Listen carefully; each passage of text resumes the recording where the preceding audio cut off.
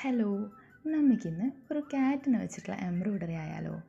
അതിനായിട്ട് ഞാനിവിടെ ഒരു ക്യാറ്റിനെ വരച്ചിട്ടുണ്ട്. അതുപോലെ അതിൽ 3 ഫ്ലവേഴ്സും ഒരു വണ്ടിനെയും കൂടി ആഡ് ചെയ്തിട്ടുണ്ട്.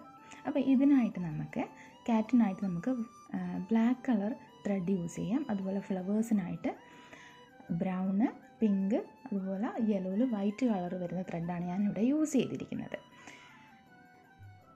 ഫ്ലവേഴ്സിന് അതായത് ഒരേ ഷെയ്ഡ് കൊടുക്കുന്നതിന് പകരം 3 ഫ്ലവേഴ്സിനും 3 കളേഴ്സ് കൊടുക്കുന്നതാണ് കുറച്ചുകൂടി ഭംഗി കിട്ടാമെന്ന് എനിക്ക് തോന്നുന്നു.